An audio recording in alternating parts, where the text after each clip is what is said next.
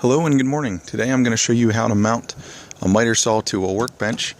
You can mount a miter saw to just about any workbench, and by undermounting it so that the work table is flush with the top of your workbench, you create a much safer, much cleaner work environment that supports your workpiece for the entire length without it falling. This creates cleaner cuts and a much safer work environment. So if you're interested in seeing how I did it, stay tuned, and it's very easy. Step 1 is measuring the base of the miter saw and marking the workbench where I'll cut out and mount the saw. The next step, and probably the most critical in the process, is determining the height of the miter saw table. My saw is 3.5 inches tall, which means I need a 2 3/4 inch piece of 2x4 to undermount the saw at exactly 3.5 inches below the table. Next, I adjusted the table saw to the fence's max capacity for rip width to ensure that the miter saw would be mounted out of the way of a full-size board being run through the table saw. Where I have the miter saw positioned, I can run a board up to 26 inches wide through my table saw and 60 inches long before I run into the miter saw. Then I mark the table for the cutout.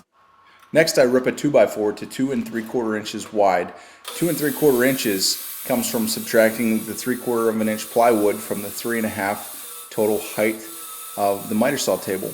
This will drop the miter saw table to exactly the height of the workbench top when I undermount it using the 2x4 as a spacer. Next, I drilled the corners for the cutout where the miter saw will go. Following that, I used a circular saw for the primary cuts to ensure I had a nice straight cut edge.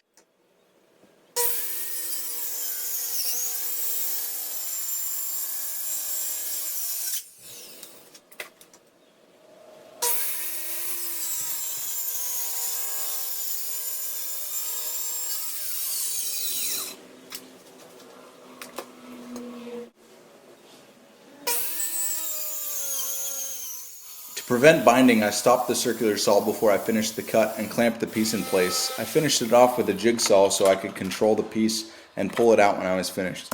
Otherwise, I could have created a potentially unsafe situation where the falling piece would have bound on the circular saw blade. Next, I measure and cut 3 pieces to form a frame out of the board that I ripped to 2 3/4 inches wide. This will mount underneath the workbench top and support the piece of plywood that I'll use to form a platform for the saw to sit on.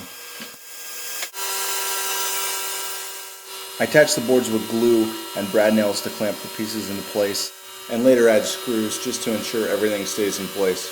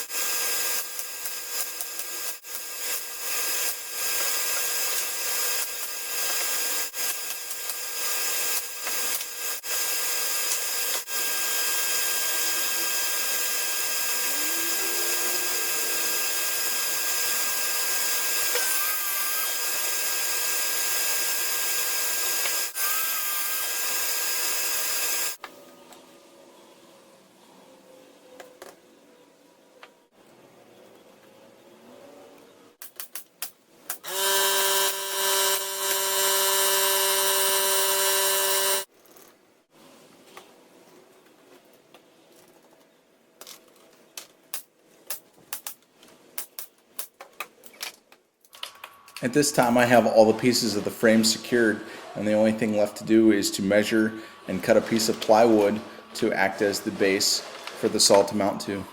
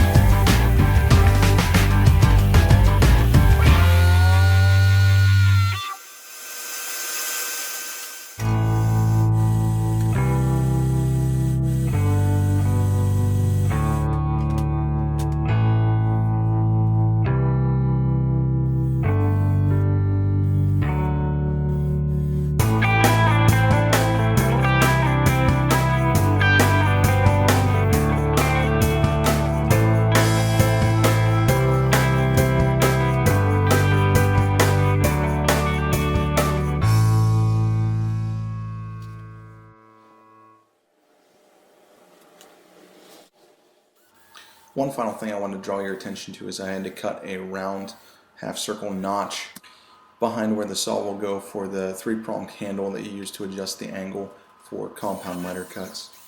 This was a little bit of an afterthought. Originally I was going to have the saw sit a little further out, but I decided I wanted to push it in deeper, which caused an interference with the bench.